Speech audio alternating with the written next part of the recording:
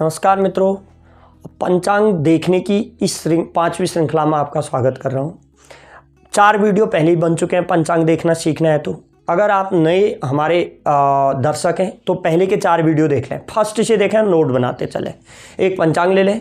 पंचांग में देखिए आज मैं 5वां प्रकरण ऊपर क्या लिखा है, आनंदादि योग प्रकरण। आपको आनंदादि योग के बारे में बता रहा हूँ। पंचांग देखने में कहाँ पर आपको आनंदादि योग देखने को मिलेंगे। आप अपने पंचांग में देखिए एक कॉलम दिया होगा योग प्रकरण वाला। योग भी 2 प्रकार के होते हैं, एक आनंदादि योग और एक विस्कुंभादि योग। तो योग ये जो मैं ये पंचांग का ये वाला पेज देखिए हम डाल रहे हैं, इस पे देखिए एक जगह आनंदादि योग लिखा है ना, ये इसमें देखिए नीचे को क्रम से योग लिखे हुए हैं, योग लिखे हुए हैं। ये क्रम नहीं है, पर यहाँ देखिए ये क्रम नहीं है, पर यही योग आते हैं कि रोज किसी ने की, ये क्रम नहीं होता इसका कोई, परंतु यही योग आता है। ये आनंदादि योग है, आनंद से शुरू होते हैं, 28 ये योग है। इनका फल क्या है, यहाँ आनंदादि योग शुभ योग है इत्यादि। और इसके अलावा मैं आपको ये बताऊंगा कि ये आनंदादि योग के आगे तिथि और घटी और पल नहीं लिखे रहते। ध्यान दीजिए मैं क्या कह रहा हूँ, आनंदादि योग के आगे घटी पल नहीं लिखे रहते किसी भी पंचांग में। क्यों नहीं लिखे रहते वो भी मैं बताऊंगा। और ये बताऊंगा कि ये अशुभ कब होते हैं, अशुभ कब होते हैं, कितनी घड़ियाँ अशुभ होती है, कितनी घड़ियाँ शुभ। आप अंत तक ये वीडियो देखिए। और ये भी एक चीज़ बता देता हूँ, आप कॉपी पेंसिल पेन पक्का पकड़िए। अगर आपको अच्छा पंचांग देखना, अच्छा ज्योतिर्विद बनना है, ज्योतिष विज्ञान का पारंगत बनना है, पंचांग देखना अच्छी तरह सीखना है तो कॉपी पेन पेंसिल पक्का पकड़िए। चलिए बता रहा हूँ, इस पेज में जो मैंने अभी आपको दिखाया था उसमें आप अपने पंचांग में भी देखिए, कहीं पर आनंदादि योग लिखा है, किसी पंचांग में नहीं भी लिखा रहता है।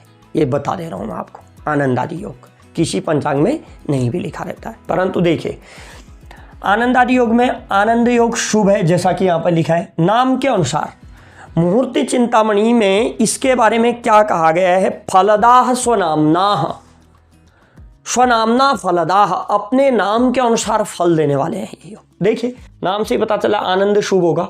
नाम कालदंड है तो अशुभ है, नाम धूम्र है तो अशुभ है, नाम धाता है, धाता पालन करने वाले होते हैं वो शुभ है, सौम्य शुभ है, ध्वंस है तो अशुभ है। ये नाम के अनुसार फल।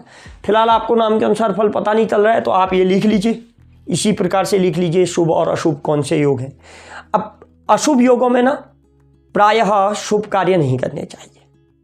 योग अगर अशुभ है तो शुभ कार्य क्यों करते हैं, लेकिन अत्यंत अनिवार्य तो क्या किया जाए, तो क्या किया जाए मैं बता रहा हूँ आपको। पहले नाम के अनुसार देखिए, छत्र शुभ है, मित्र शुभ है, मानस शुभ है, पद्म अशुभ है, लुम्ब अशुभ है, उत्पात अशुभ है, मृत्यु अशुभ है, काण अशुभ है, सिद्धि शुभ है इत्यादि। ये अब मैं आपको इसमें ये चीज़ बता देता हूँ। अब ये तो लिख लिया आपने शुभ और अशुभ कौन से योग हैं, पर इसमें एक चीज़ योग का भोगकाल बताता हूँ। मान लिया जाए आपके पंचांग में आपने आज की तिथि में, आप अपनी आज की तिथि या किसी भी तिथि में देखें, मान लिया जाए सौम्य योग लिखा है और वो शुभ है, तो आप कहेंगे कि सौम्य योग कब तक है, क्या आज पूरा दिन है, जहाँ जिस तारीख को या जिस गते को या जिस वार को वार गते और तारीख एक कॉलम में आप देख रहे होंगे कि वहाँ पर योग लिखा है। आप कहेंगे कि इस तारीख को ये दिन भर रहेगा, ऐसा नहीं है। ये योग किस समय तक रहता है, उस वार को या उस तारीख को या उस गते को ये योग किस समय तक रहता है, ये योग किस समय तक रहते हैं ये लिख लीजिए। योग का भोगकाल क्या होता है, योग का भोगकाल उस दिन के नक्षत्र के बराबर होता है। अर्थात उस दिन जो नक्षत्र है वो नक्षत्र जिस समय समाप्त हो रहा है वो वाला योग भी उसी समय समाप्त हो जाएगा। अब देखिए नक्षत्र मान लिया जाए, जैसे मैं एक उदाहरण के लिए पढ़ता हूँ, एक उदाहरण के लिए मैं एक पंचांग में पढ़ रहा हूँ, आप खाली सुनिएगा। जैसे एक उदाहरण के लिए मैं आनंदादि योग में गद योग है, ठीक है, गद योग है मंगलवार को गद योग है, तो किस समय तक है। मंगलवार को मैंने देखा कि कृतिका नक्षत्र है, कृतिका नक्षत्र 16 घटी 25 पला है, तो 16 घटी 25 पला तक गद योग भी है, क्योंकि गद योग जिस दिन था मंगलवार को, उस दिन कृतिका नक्षत्र 16 घड़ी 25 पला तक था। जिस समय तक कृतिका नक्षत्र उस समय तक गद योग। कृतिका नक्षत्र जैसे ही बीता रोहिणी शुरू हुआ, जैसे ही कृत्तिका नक्षत्र खत्म हुआ, रोहिणी शुरू हुआ, वैसे ही गद योग खत्म होकर शुभ योग शुरू हो गया। गद योग खत्म होकर अब आप कहेंगे कि गद योग के बाद तो शुभ योग है ही नहीं, शुभ तो यहाँ है, और गद योग तो इससे पहले वाला गद तो यहाँ है, गद के बाद तो, ऐसा ये क्रम नहीं है। मैं कह रहा हूँ इसका कोई क्रम नहीं होता, ऐसे होने को होता है। ये बहुत डीप चीज़ें हैं, फिर किसी रोज़ हम समझाएंगे। पहले आप बेसिक चीज़ें सीख रहे हो पंचांग देखने में। बेसिक चीज़ ये मान लो कि इसमें आनंद आदि योग लिखे रहते हैं। मैंने क्या कहा आपको कि योग का भोगकाल कितना होता है, आनंद आदि योग का भोगकाल उस दिन के नक्षत्र के बराबर होता है। नक्षत्र समाप्त होने पर योग भी समाप्त होकर अगला योग प्रारंभ हो जाता है, अगला नक्षत्र प्रारंभ। अब नक्षत्र किस समय समाप्त होता है वो पहले वाले वीडियो में बता चुका हूँ मैं, फिर आगे को भी बताएंगे। नक्षत्र को समाप्ति काल जानना है तो फर्स्ट वाला वीडियो देखे, क्योंकि 16 घटी कुछ पला था उसका घंटा मिनट बनाकर सूर्योदय में जोड़ दो, उस समय नक्षत्र समाप्त हुआ, उसी समय योग भी समाप्त हो गया। जिस समय नक्षत्र समाप्त हुआ उस समय योग भी समाप्त। उस दिन जो नक्षत्र है वो देखिए, उस दिन जो नक्षत्र है वो जिस समय समाप्त हो रहा है उसी समय उस दिन का योग, आनंद आदि योग भी समाप्त हो जाएगा। समझ गए ना? तो ये योग, अब इसमें ना मुहूर्त चिंतामणि क्या कहती है? मुहूर्त चिंतामणि में क्या कहा गया है? शास्त्रोक्त एक बात क्या है कि अगर मान लिया जाए कि ध्वांस योग है जो अशुभ है, और आज ध्वांस योग है और अशुभ है, और आज आपको अत्यंत अनिवार्य कोई कार्य करना है, तो कैसे करें? बोलते छोड़ देंगे, ध्वांस योग के दिन कुछ नहीं करेंगे। भाई आज योग आपको अच्छा नहीं मिल रहा है, आप सोचोगे कल कोई शुभ योग है, कल हो सकता है योग तो शुभ है लेकिन कोई अन्य चीज है, भद्रा है या फिर कोई अन्य गंडमूल नक्षत्र है, कुछ ना कुछ रोज रोज आता रहेगा। बड़ी मुश्किल से आपको एक दिन मिलेगा जब कोई अशुभ योग नहीं है, बड़ा मुश्किल है ये मिलना। पूर्ण रूप से शुभ योग मिलना महीनों सालों में। अब इसके लिए ना ज्योतिषाचार्यों ने मुहूर्त चिंतामणि में, हमारे आचार्यों ने, ऋषि मुनियों ने मुहूर्त चिंतामणि में इसका परिहार बताया है कि अगर आज आपको ध्वांस योग में कोई अशुभ योग है, उसमें कोई कार्य करना है, जरूरी है, आवश्यक है, तब क्या करें? तब मुहूर्त चिंतामणि क्या कहती है? ध्वांसे वज्रे मुद्गरे चेषु नाड्यो वर्जा वेदाह पद्मलुम्बे गदे अश्वाह। सुन लीजिए, इसका अर्थ भी बताऊंगा। धूम्रे काणे मौसले भूर्द्वयम द्वे रक्षो मृत्युत्पात कालाश्च सर्वे है।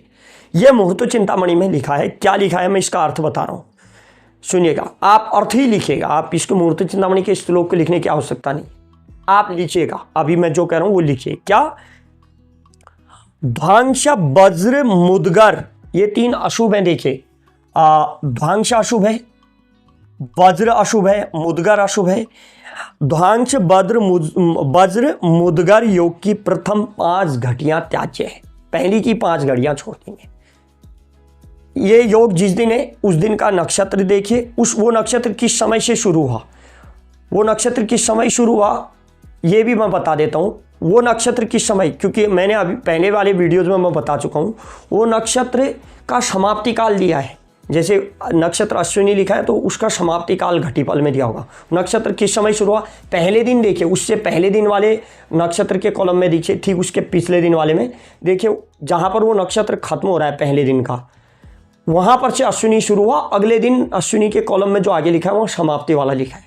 तो इन नक्षत्रों की प्रथम 5 घटियां वर्जित हैं। किनकी? ध्वांस वज्र मुद्गर योग की प्रथम 5 घटी वर्जित है। समझ गई? पद्म तथा लुम्ब की शुरू की 4 घटियां वर्जित हैं, त्याज्य हैं, छोड़ देनी चाहिए। बाकी में कर सकते हैं आप, ये परिहार है, आवश्यक हो तो कर लेना चाहिए, अन्यथा प्रयास करो कि ना हो। गद की शुरू की 7 घटियां त्याज्य हैं, आदि की 7 घटियां त्याज्य हैं। धूम्र योग की 1, करण एवं मुसल योग की 2 घड़ियां वर्जित हैं। ये लिखते भी रहिए। वृक्ष मृत्यु उत्पात एवं काल की समस्त घड़ियां त्याज्य हैं, इसमें तो कोई कार्य ही नहीं करना चाहिए। समझ गए ना? ये अशुभ योगों का परिहार है इनमें समस्त घड़ियाँ। अब ज्योतिष सार सागर नामक एक ग्रंथ है, उसमें चर की आदि की 3 घटियों को भी त्याज्य माना गया है। चर योग की, चर योग है तो शुभ, लेकिन शुरू की 3 घटियां इसकी भी त्याज्य मानी गई है। ज्योतिष सार नामक पुस्तक में, ज्योतिष सार सागर नामक पुस्तक में ये दिया हुआ है कि चर योग की, मैं शास्त्रोक्त बातें आपको बता रहा हूं, मैं ऐसे ऊपर ऊपर कुछ नहीं, ये शास्त्रों में जो लिखा है आप शास्त्रानुचित पढ़ लें। इसलिए मैं जो भी आपको पढ़ाता हूँ प्रयास करता हूँ कि वो शास्त्रोक्त बातें हों, हवाई बातें न हो। आपको शास्त्रों में क्या लिखा है, मुहूर्त चिंतामणि, ज्योतिष सार सागर में क्या लिखा है, मैं सारे नोट्स बनाया हुआ हूँ, वहीं से पढ़ा रहा हूँ आपको। भिन्न पुस्तकों को पढ़ के आपको पढ़ा रहा हूँ, बहुत अच्छी पुस्तकों को पढ़कर मैं आपको बता रहा हूँ। ठीक है, तो आपको इन योगों में ये घटियाँ लिख दी हैं आपने। अब अगर आपको समझ में नहीं आता तो आप पहला वीडियो देखिए। ठीक है, ये आनंदादि योग था। अगला प्रकरण मैं आपको विषकुंभारी योग प्रकरण आपको बताऊंगा। ठीक है, तब तक के लिए धन्यवाद।